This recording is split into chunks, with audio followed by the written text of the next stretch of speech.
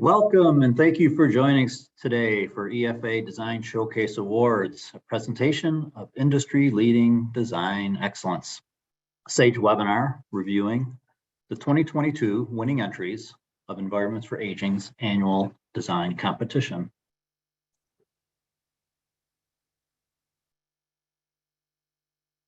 My name is Rob Simonetti. I am Senior Living Studio Leader at Labella Associates and current SAGE President. I'm a little bit all over the board today because we were just playing with the presentation and I'm not quite there yet. So excuse my gaze. With us today, we have representatives of each of the award-winning projects, as well as Amy Bursey representing our jury. Each panelist will introduce themselves throughout the webinar.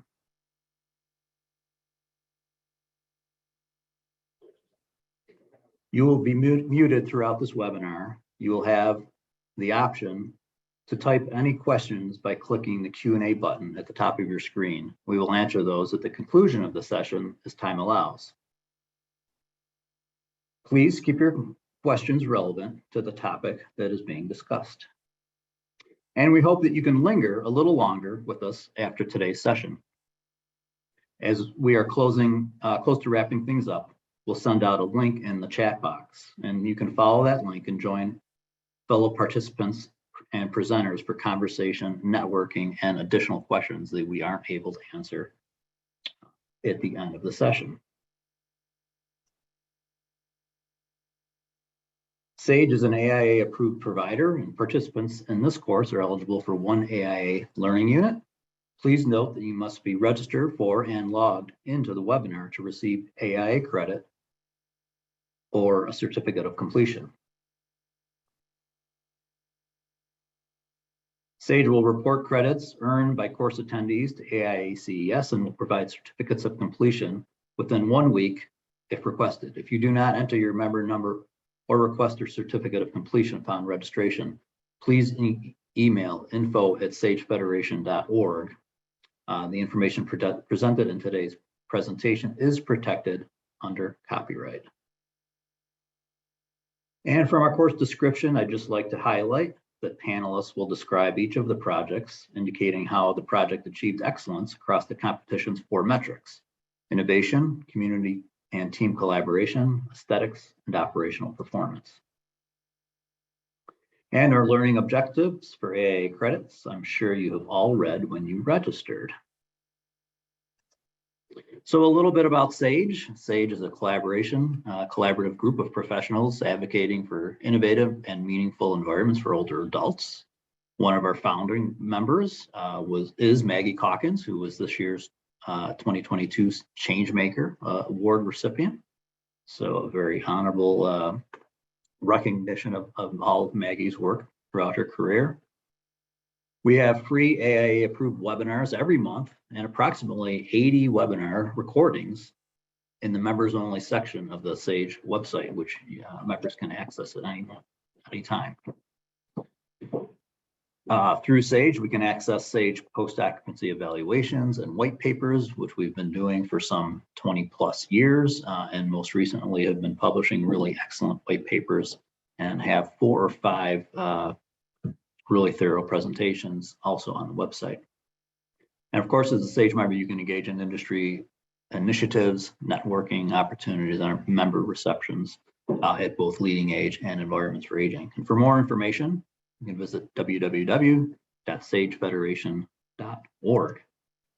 And a little holdover from Milwaukee, the Fonz wants to say, hey, and SAGE members enjoy 10% discount on EFA conference registrations, and new this year, 15% off on Pioneer Network conference registrations. So take advantage of those, please. About the competition, published each year in the spring issue of Environments for Aging, the EFA Design Showcase offers a compilation of architecture and interior design projects representing outstanding innovative design solutions in new or renovated senior care environments across the nation. This year, the registration for the competition is open. Reservations are due November 11th. of this year, and presentations are not due until December 2nd. So we hope to excite you with this presentation and get you thinking about possibly making a submission for this year and being an award recipient next year. And you can find all information about the competition at www.efamagazine.com. About the jury aspects of the competition, each year we get together about 16 jurors. We break up into 4 teams, and each jury has an architect, an interior designer, a provider, and a consultant, a regulator, or educator within the industry. And again, we rank the projects and judge the projects based on the metrics of aesthetics, experience, collaboration, innovation, operations, and well-being. And we handle the jury deliberations in 2 phases: a virtual phase when we all look at the submissions and grade them and make comments on all the aspects of the projects. And then we get together for a live judging when we select the finalists, and we'll get together typically at a previous year's award-winning site. And we're happy that this year, in 2022, we had to do it by Zoom because of the pandemic. We're excited that in 2023, in January of 2023, we'll be back at doing live judging, which is really a great experience for everyone. And let me tell you that people really get into it. All of these projects have been thoroughly vetted by many different eyes and many different opinions. So the results, they speak volumes to the projects that were awarded. So now for what you have been waiting for, the design showcase winners. And we'll start off with Trivia Arts Center at Shell Point. Hello, everyone. My name's Amber Caton. I'm a design director with Wegman Design Group, and I worked on the Trivia Arts Center project at Shell Point. I just want to start by kind of giving everyone a little overview of the mission of the project. It was completely thought up by residents. There are a lot of artists at Shell Point, and they had this idea to create this art center and created this concept of ageless creativity. So the residents came together, which was completely unique for this type of project, and 80% of the cost to build were actually from donations, a lot funded by residents. The whole concept was that they wanted to really inspire, foster engagement through learning and teaching. So many residents find purpose through the artwork that they create, and they wanted to give them a space to do that and really do that proudly. A little information about Shell Point. It is currently the largest single location CCRC in the country, with approximately 2,400 residents, which have 5 different neighborhoods in the same campus. And it is a mission-driven, non-for-profit organization. While we're on this slide of the beautiful exterior, I just want to thank Chris Lee from Christopher Lee Architects, who was great to work with, and also Kevin Mangan of Stantec, who was our landscape architect. And then I also want to thank Shell Point for their vision and their commitment to their residents. This is a once-in-a-lifetime opportunity to create something like this for a senior living community, and they allowed it to happen, and they were so supportive of it happening. And while we're on the topic of Shell Point, I just want to mention they actually are in an area that was hit very hard by Hurricane Ian that just came through. They have 2 hurricane shelters, so they were able to keep their residents safe. But at this time, if anyone wants to help, they are collecting donations through legacyshellpoint.org. If you weren't able to get that, we're going to have emails up for questions. Email me, and if anyone wants to help, I'm sure they would appreciate it. Going back to the project at hand, I just want to talk you through what was included in this space. So there's 7 different art studios. 5 of them actually had active resident artist groups who were working across campus in different locations. And we actually worked hand in hand with these groups to discuss their needs for these spaces. On top of that, there's also an auditorium, a cafe, a gallery shop, and we'll get into that in a little bit more detail. So this is the grand atrium. It is your first impression as you walk into the building. as you can see, and it's similar to the outside, our concept was a warm industrial space. We wanted to create a beautiful, clean space that inspired the artists, but also just created a very nice backdrop for their artwork. In this space, Shell Point had actually commissioned 2 kinetic sculptures for the Grand Atrium.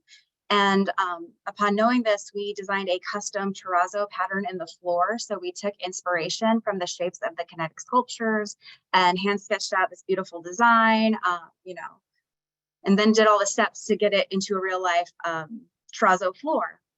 And then we also did some custom lighting that are these raindrop shapes. Again, we took inspiration from these kinetic sculptures. And we utilized a glass railing so that you could see gallery spaces. On the 2nd floor, there's spaces all around for hanging the residents' art, and then there's also a collector's gallery.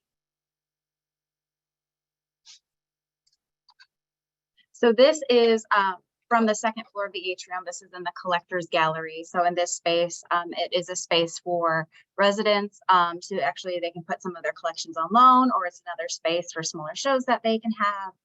You can see some of that custom design in the terrazzo floor, and you can kind of see across to the other gallery space for hanging on the 2nd floor, and see down to the doors that go into the Trivy gallery on the 1st floor. This is Connie Brown Hall. So this is a 400-seat auditorium. We were able to work with a lot of great consultants. It was a real collaborative effort throughout the whole project, but especially in this room. Again, working with Chris Lee, the architect, Stephen Placido from TSG Design Solutions was our theater consultant. We worked with Gary Seabine of Seabine and Associates. He was our acoustical consultant. And then Shane Bergeron of Fiber Solutions was our AV consultant. So there were a lot of meeting of the minds to really get this space to function appropriately.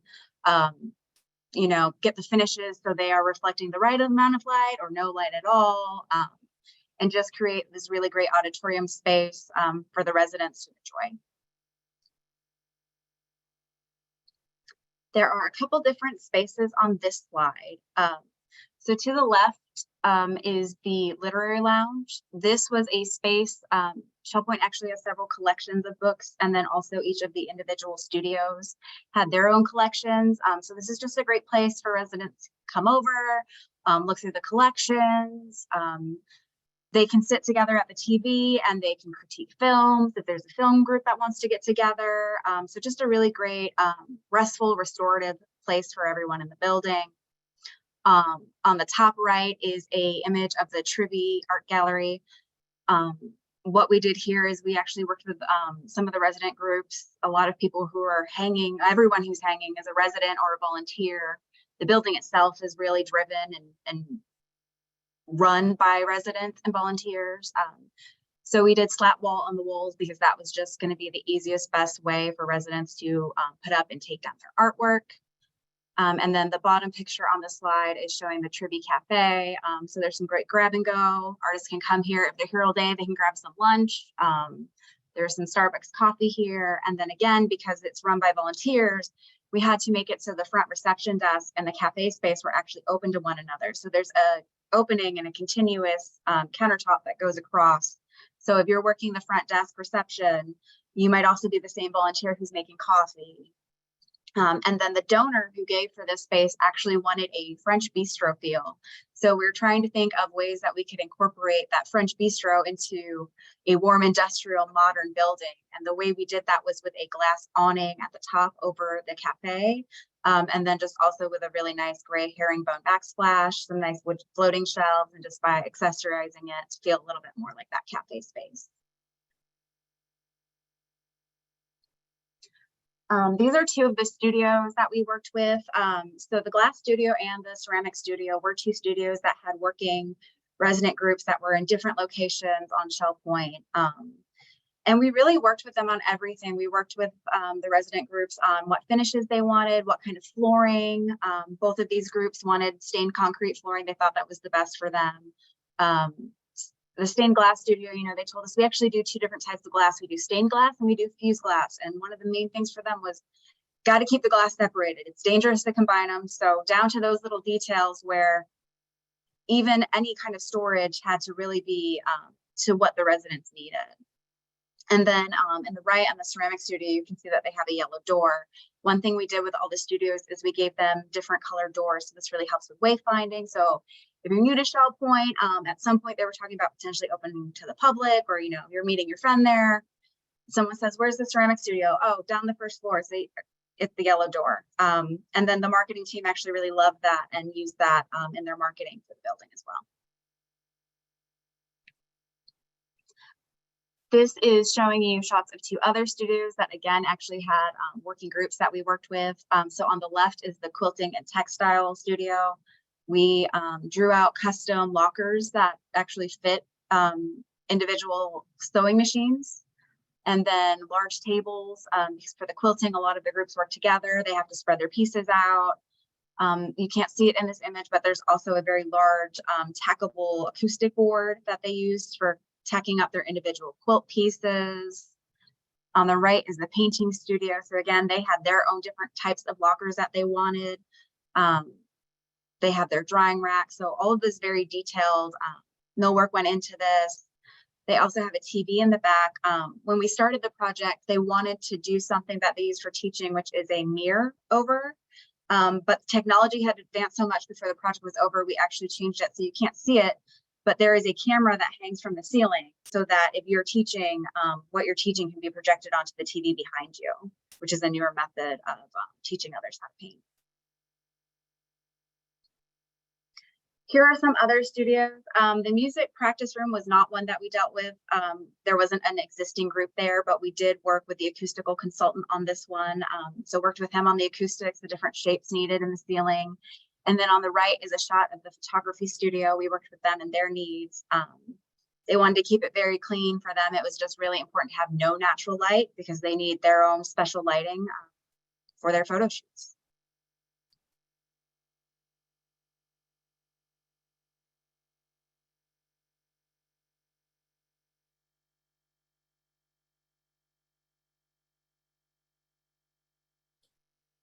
Oh, I'm sorry.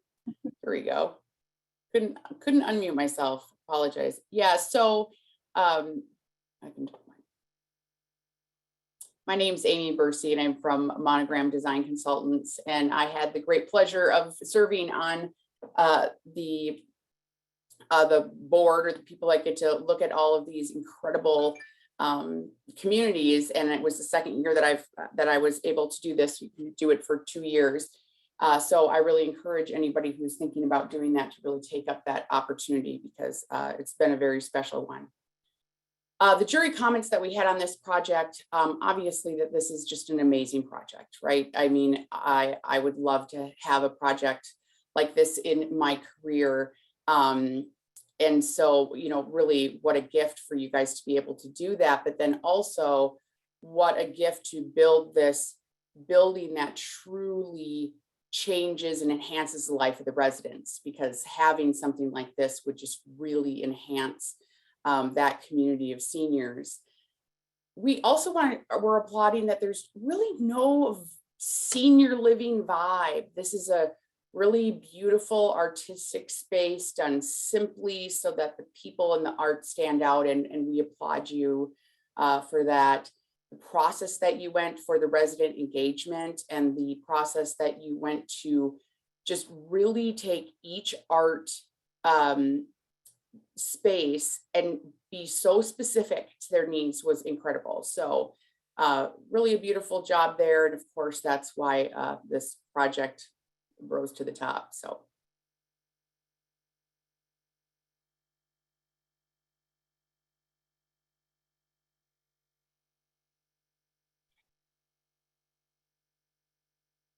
Okay, I'm next up here. Hi, I'm Rob Weaver, principal at KGRW and Associates, and we're the architects for the Summit Vista project.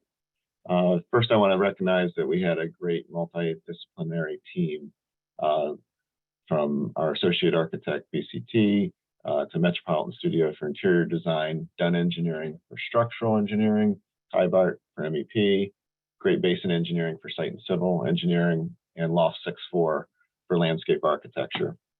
We also had a great collaboration with our operations and sales team. they really wanted to attract a younger demographic, and the design team was charged with ensuring the community was fresh and vibrant, push the boundaries for senior living in space, color, products, and image. The project was really successful in that arena. The average move-in age was 74, which is well below the industry standard. So the image here is the main entry to the clubhouse. Places for community and connection, both indoor and outdoors, really became an important theme throughout the project. Next slide. So the project began with the city of Taylorsville approaching the founders of the project to bring a dynamic lifestyle to the underserved older adult population of the local community, and to have a positive economic impact for the local economy as well. The site's a 100-acre site. It was the largest remaining parcel in Taylorsville, an abandoned quarry site. And the site was broken into, the 100-acre site was broken into about 90 acres for the Life Plan community, Summit Vista, and then the right side of the upper right side of the project, the front of the project would be dedicated for future retail use. So we master planned the full site as 3 independent living neighborhoods of about 500 to 600 independent living apartments, each around a clubhouse with a host of amenities. There's also a neighborhood of assisted living, memory care, and skilled nursing, and that kind of completes the 4 neighborhoods of the community. Interior condition links and bridges link together all the independent living buildings. So if it's scorching hot outside in Utah, or snow or rain, you're connected and can get to different amenities. The project is built in phases to market demand. So our award submission featured the first buildings that have been constructed, which is the clubhouse and the 3 residential buildings, kind of A, B, C, and D on the plan. The right plan there shows that first neighborhood. Shows some of the outdoor amenity space as well in the courtyard, between putting green or fire pit patios, resident gardens, painting terrace, for painting outdoors. So a number of amenities outdoors as well. The project was on a much larger scale than other projects within the town. So no zoning category existed to cover the scale of this project. So we worked really closely with the jurisdiction to write a new zoning category and to allow for the key functional components of a multi-building campus, but also prescribing development standards for massing and landscaping and buffering to ensure that it's a successful relationship between the surrounding environment and the jurisdiction. And we've just gotten, as a team, great reviews from the city. We got a great working relationship with the city as we, the project goes forward phase by phase. Another challenge was taking an abandoned gravel site and transforming the landscape to be welcoming. At the large macro level, we take advantage of long views to the mountains that are to the east and west within the Salt Lake City Basin. Within the site, we group the neighborhoods around a common green area, the oval, and each neighborhood has its own courtyard with its amenities, and then there's a series of smaller pocket parks that are created between the buildings as well. Next slide, please. So these are the 2 floors of the clubhouse, which each neighborhood's designed around. We'll show some images here, so I won't spend too much time on the plans, but there are 4 very different dining experiences that are located on both floors. The dining selections, restaurant quality, cook to order, not necessarily what you would associate from a menu with a typical, retirement community. There's a wellness hub of activity to the left of the first floor, which features a fitness center, aquatic center, yoga room, salon, spa. There's educational opportunities with classrooms, creative art studios, and there's a heavy emphasis on connection between indoor and outdoor, and also on just trying to encourage people from a socialization standpoint. Socialization is really one of the biggest contributors to well-being, so that was definitely at the top of our list. Next slide, please. So this is one of my favorite slides in terms of just color inspiration. We were really looking for inspiration from the natural landscape. The 2 middle photos are from nearby Park City area, and just pulling those colors of the natural landscape into both the interior experience as well as the exterior color selection. Next slide. So this is the Olympus room. This is the formal dining room. And here it's a series, there's a larger space with a soaring ceiling and the use of wood and stone, but there's also smaller, more intimate spaces that make up that larger restaurant. So that's the formal dining. The image on the right is the adjacent living room, which is that continuation of that volume and trying to create a warm atmosphere there. The next slide, please, is the Broad Fork Bistro.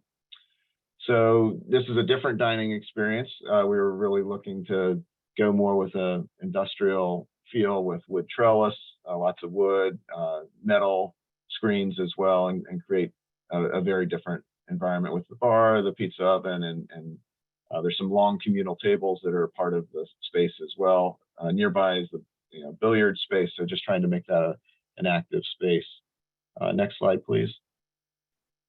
This is the Copperview Terrace. It's a more informal dining area where you can kind of pick your own menu as you go from, there's different stations. We really wanted to push the colors and the space to be a more fun, casual experience. It was kind of interesting when we first showed the concept to operations and sales. We were a little nervous about how it would be received, but they showed it to some of the prospective residents, and they really loved it. So it's been a really fun, casual space. Next slide, please. So here are some of those wellness amenities: the yoga on the upper left, fitness in the middle there, spa and salon, massage on the lower left, and then the aquatic center. The operations staff, you design and try to create spaces, but the operations staff and the residents, they bring it to life. And so the staff has been tremendous in how they've enhanced the wellness of the residents on a personalized basis. So one example with fitness where the staff has been just tremendous is monitoring the individual's strength and balance and how that improves. They use various modes of exercise to observe and coach residents on postures and movement to promote better balance. The equipment digitally tracks the resident's baseline, increases resistance to match the resident's increased strength. Falls or loss of mobility is really a high hurdle to recover from. So the wellness program is really showing great benefits with the residents. This slide here is showing some of the workplace environment.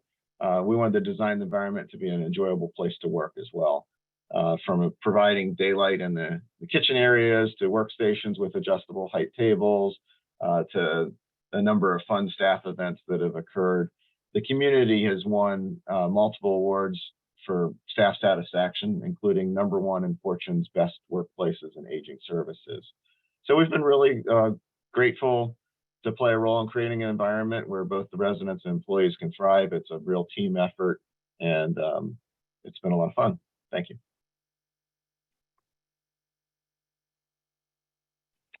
That was a beautiful project as well.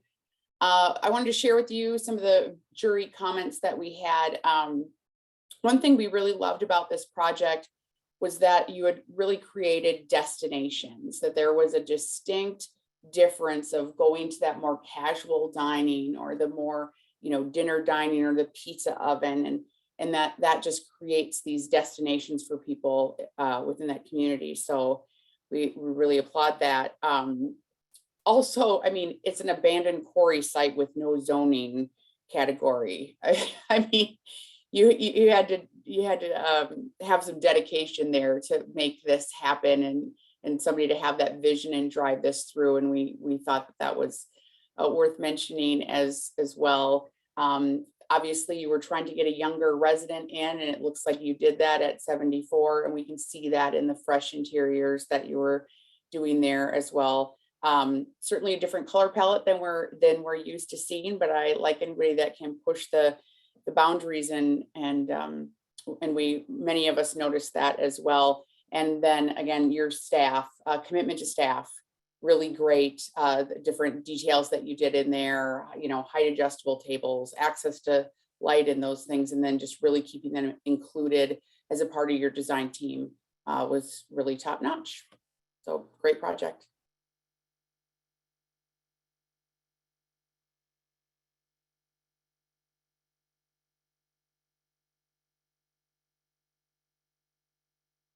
Okay, hi guys. I'm Alicia Nicolay with Spalding Brady. I'm one of the directors of design here, and I have the honor to represent our team in presenting to you the Sagewood project. Sagewood is actually a fairly large, sprawling community out in Phoenix. It consists of all levels of care, so independent living, assisted, memory, healthcare, multiple amenity spaces that include a large auditorium, multiple dining venues, spa, resident art room, you know, all of the above. This picture here is the most recent project that we worked on that we refer to as phase 2 of the project. This mostly consisted of independent living, but also included a few additional amenity spaces for the residents, one of which was a 5th floor showcase restaurant that will ultimately be known as the Owl's Nest. So when we began our presentations of the design for this phase, the design of the Owl's Nest, we were presenting it to the team, and it became pretty prevalent that there were additional dining spaces within the community that needed a facelift as well. So then we were met with the challenge of how do you design 3 dining venues all at the same time, making them feel appropriate to Sagewood and the demographics, but still making these very high profile showcase spaces for the residents. So next slide, please. So first up was the Canyon Cafe. This space was actually in the main clubhouse, so sort of the existing space of the community. And the Canyon Cafe was really at the heart of the community. It's accessible through the clubhouse, through an exterior courtyard. And as you can see in that picture in the far upper right-hand corner, that is the before. It just really needed a facelift. It really had a limited kitchen space, so the menu was very light, which meant that the space was very underutilized, hardly used at breakfast, and pretty much sat empty throughout the day. In that photo, it also shows, if you look back through that kitchen area, there's these sliding doors. That was their marketplace where the residents could go to grab any sundries or groceries. Sagewood had introduced a new concierge service for the residents, so that space was underutilized as well. So as you can see on the floor plan that's there on the lower, the lower right-hand side, we basically opened up this space, gave a complete renovation, added a full service kitchen that would give them the capabilities of serving breakfast, lunch, appetizers in the evening, and a happy hour. We also, adjacent to the Canyon Cafe, is what they call their reading room, which is their library. Previously, the residents would have to walk around from the reading room to the Canyon Cafe and back again. So we opened up that wall just to add to the adjacencies. You can grab a cup of coffee and go to the reading room, and just making that a lot easier for the residents. So after touring, we toured lots of local dining venues and cafes, studied local demographics, and we came up with the new design for the Canyon Cafe that gave this warm feel with the wood tones and the natural brick. We incorporated a lot of local art. So this space once served about 40 meals a day is now serving about 150 meals a day.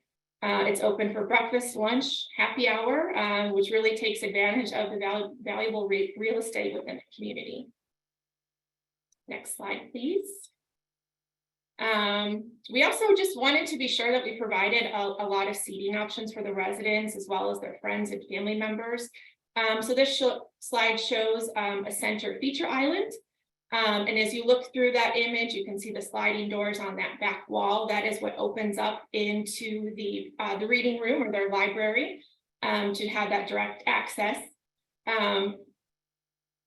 So those doors really kind of come in handy. So what I've learned is that's pretty much open throughout the day. And then in the evening, when there's a happy hour, those doors sort of close off because maybe things get a little loud in the cafe, and then the library can kind of still remain quiet. Another great element on that wall is we actually had a local artist come in and paint that custom mural. And then lastly on this slide, as you see the logo, we were also hired to do the branding for all 3 of these venues. So we came up with the logo that was utilized at the entry facade, in the menus and the programming, as well as for future merchandise for the residents. Next slide, please. Okay, so the second dining venue that we designed within the community, this one is called the Sonoran. This is also in the existing clubhouse, actually just right adjacent down the hallway from the Canyon Cafe. This one was named the Sonoran, obviously after the Sonoran Desert. And this floor plan came about. There is a restaurant within Sagewood that's called the Palo Verde. And as you can see on the floor plan, that spot on the left of the floor plan was once part of the Palo Verde.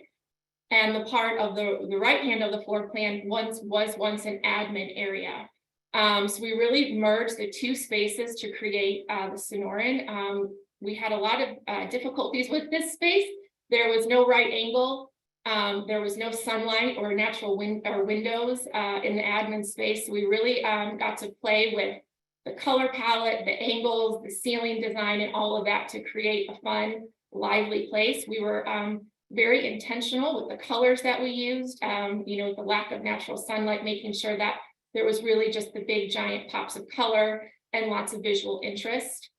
And that image that you see there in the upper corner, there's the fireplace area, and that ceiling that wraps around that fireplace really plays off of all of those angles.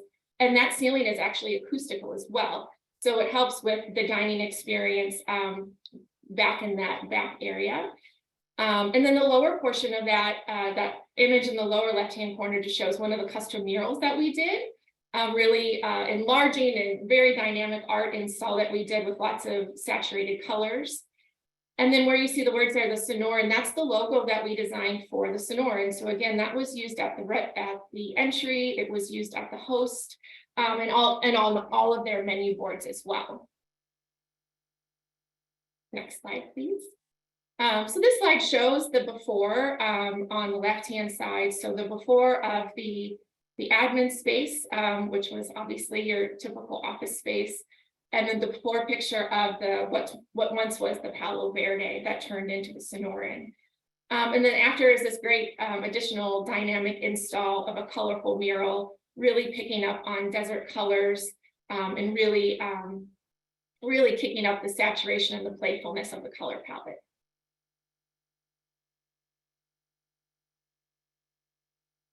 So then finally, we had the Owl's Nest. So this is what I was talking about at the beginning of my presentation. This was part of phase 2, and this was all new construction.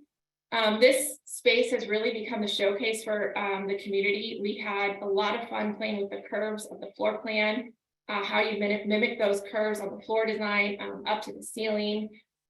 We used lots of natural materials to add to the warmth of the space and just playing off of that nest concept and theme. There's a great view from the 5th floor with these panoramic windows. So we didn't want to take away from that view. We really wanted to play that up. Again, we wanted to provide a lot of variety of seating options for the dining and lounge. And there's also a shuffleboard table, which is a lot of fun. And in this view, you can see that lower left-hand image is a shuffleboard. And above that is a art display where we were able to utilize a lot of resident artwork. As in a lot of communities, there's a lot of great artists that live within the community. So they take a lot of photographs of the owls that are around the area. So we were able to utilize that within the space. And it was actually kind of fun. I was at the community just this summer, and there was 3 new owl residents that lived there and were quite the hit throughout the community. And then where you see that logo there, that's the logo that we ultimately ended up with for the Owl's Nest. So 3 distinctly different logos within the community. And this one just played off the branch. The branch is tied to a lot of the ceiling panels that we had and some custom light fixtures that were within the space as well. And then on this slide, we really wanted to pay attention to wayfinding. So on the left hand is basically when you walk from your apartment, these screen panels guide you to the Owl's Nest. So really is a great way for wayfinding.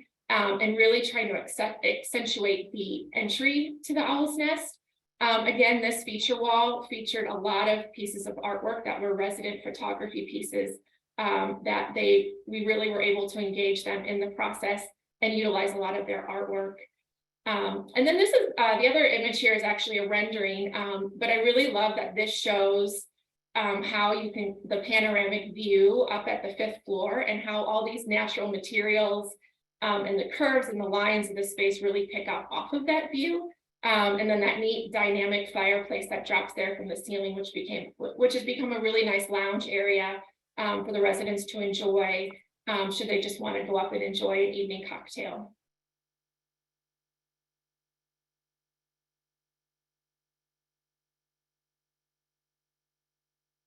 Beautiful project, and I would like to enjoy an evening cocktail there myself. You know, this was of course a beautiful project, and if you are ever in that Phoenix Scottsdale area, that you can go see Sagewood. It's an absolutely stunning community. The thing that really kept the conversation going with us jurors is just how well done the idea of branding these spaces, and how you took those ideas and brought them, you know, whether it was using the residents' artwork or just giving each place a different feel. Again, destinations that are within their own community. But this really took it a step further. And I think that we can all learn from that of, you know, we're working on projects and, you know, the signage goes up and suddenly it's called club room, you know, but really giving spaces names and themes and feeling and really just encompassing that whole thing. So that was a lot of what we talked about, just the exceptional branding. We also, the wayfinding screens, when you were showing that at the end, I think it's just such a nice, important detail of being able to help people find their place or remember where they go to or where they need to turn. And then again, I would just say the use of resident artwork in there was something that everybody was really impressed by as well. So beautiful project.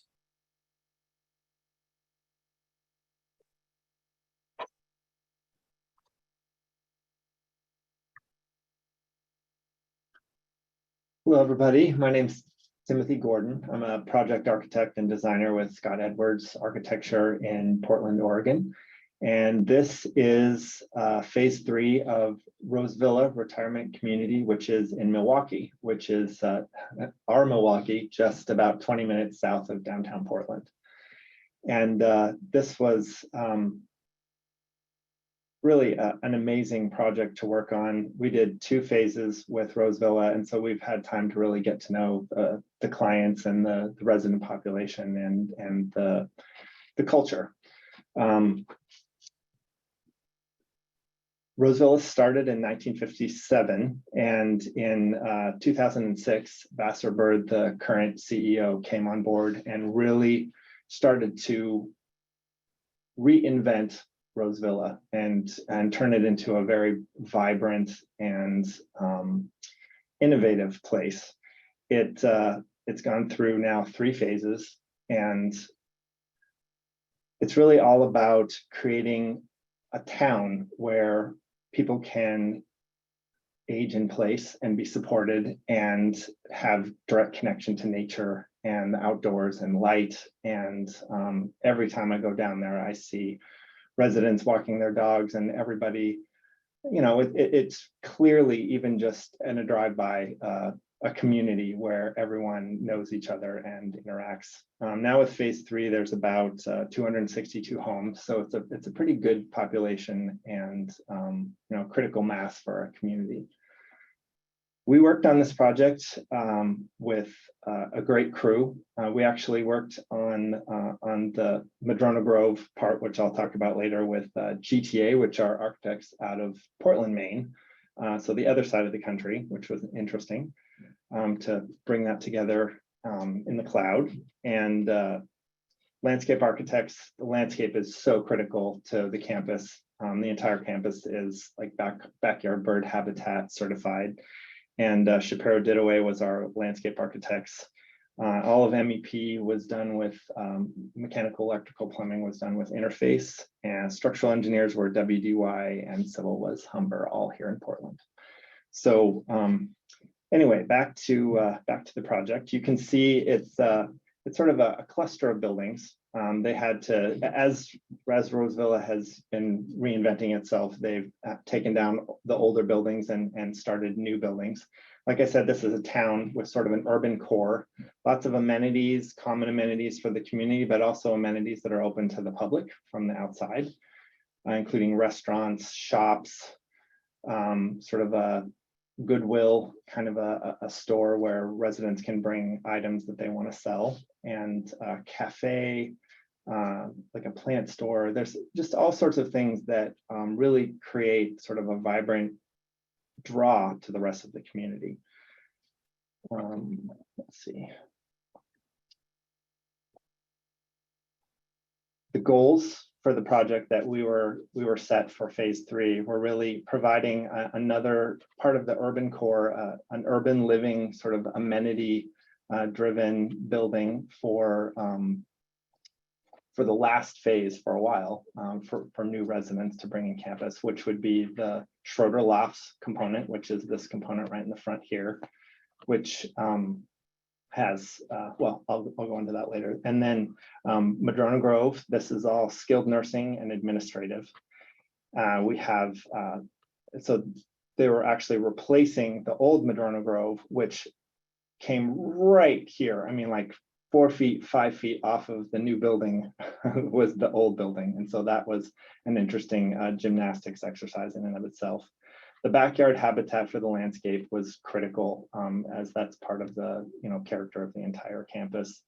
Childcare getting integrated into this project was very important. And this entire sort of north end of the building, that ground level is all childcare, and this is all play areas on all 3 sides, as well as sort of satellite places for the kids to go in the rest of this phase 3 area. And then the last bit was bringing all of the administrative spaces from sort of scattering around campus to one single consolidated suite, which is the top floor of the Madrona Grove building.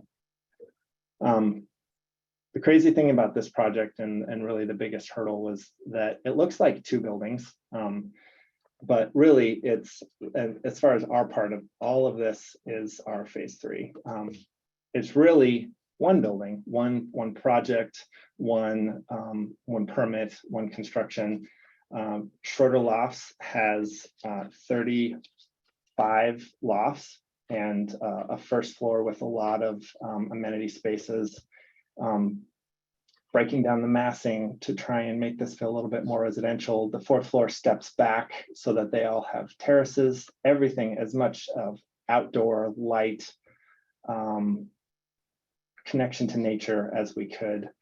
Every unit has a large deck or more, or a terrace.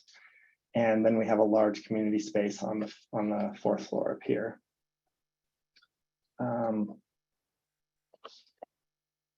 You go on to the next slide with the plans. So you can see the 2 buildings or 1 building and the connection here. Childcare, this is all common spaces and some lofts that have terraces on the ground floor. This is a pretty standard floor. The first 2 floors of Madrona Grove are the same. There's the cafe, a big porch. The Madrona Grove, the base identity was brought to us by Vassar, and it was modern farmhouse. And so our trick was to really try and spool that up to a larger building, but really still keep that idea of a home and the character. So gable roofs, big front porch, the cafe in front. But this has 2 neighborhoods on each floor, each of them with 8 homes. And then so it'll be 16 on the floor, and then 2 floors, so 32 residential units in Madrona Grove that are skilled nursing and RCF. Next slide. So here you can start to see the sort of more normal, the typical floor plan, large decks for each one of the Madrona Grove, or sorry, Schroeder loft floors. at the 4th floor, everything steps back and you have terraces. You actually go up to the 4th floor and you go outside again to walk along this sort of raised 4th floor esplanade to get into your front door of your house, which makes it feel even more like a home, even though it's at the 4th floor. And then this is the administrative suite for Madrona Grove, which has a lot of big windows, connections to the outside. This staff space actually shows, has a direct frame view of Mount Hood off in the distance, large conference room and multiple terraces around the perimeter of the office suite.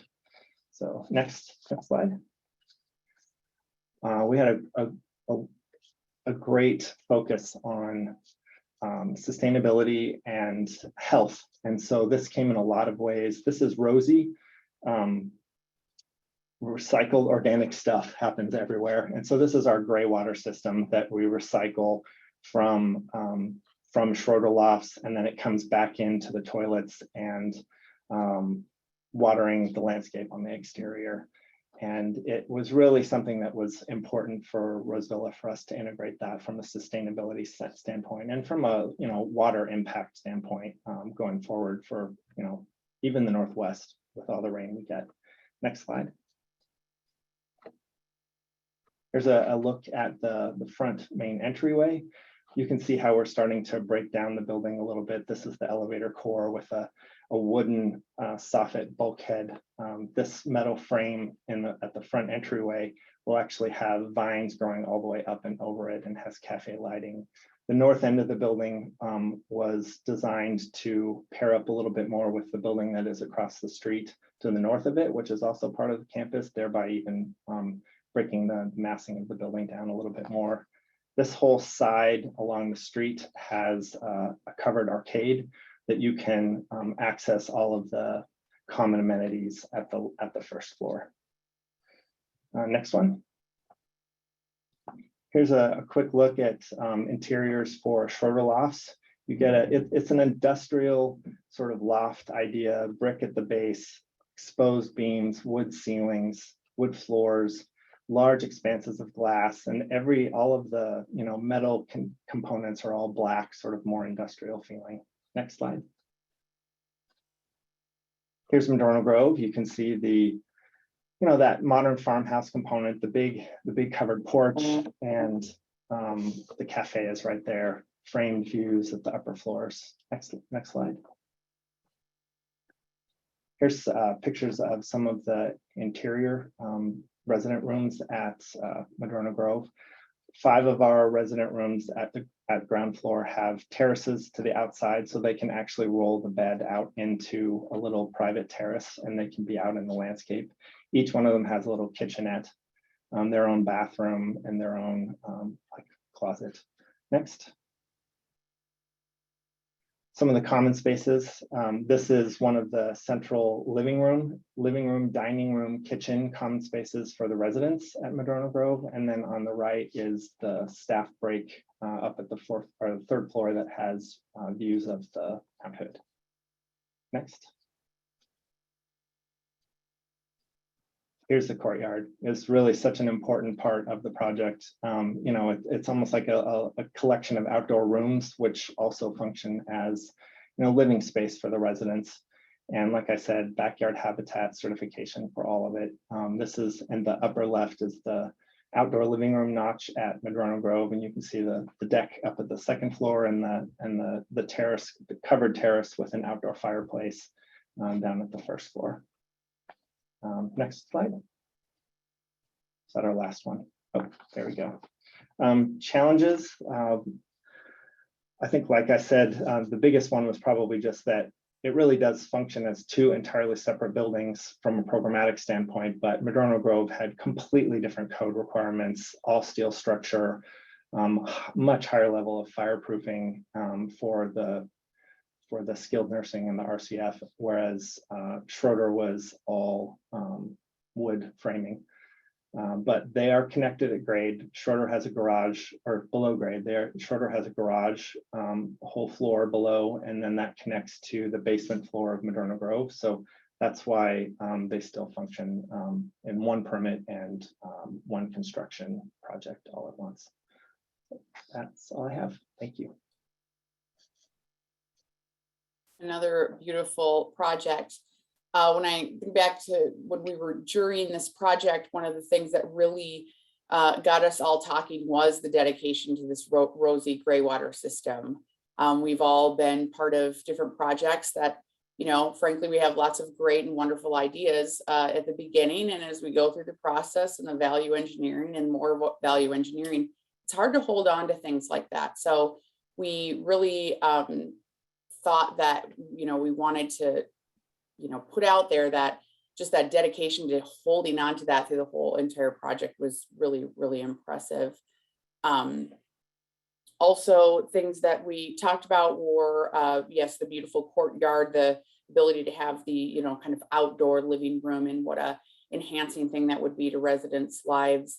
But we also noticed, you know, the employee lounge and you know, it's not in the basement. It's in this really great space with actual light that people can actually enjoy, and it goes out onto a rooftop deck. So, you know, dedicating spaces like that to also staff was really unique and special. And yeah, just a lot of effort to obviously break down that scale and, you know, give the space a residential feel. We noticed that as well. So a lot of wonderful things about this project, and great job.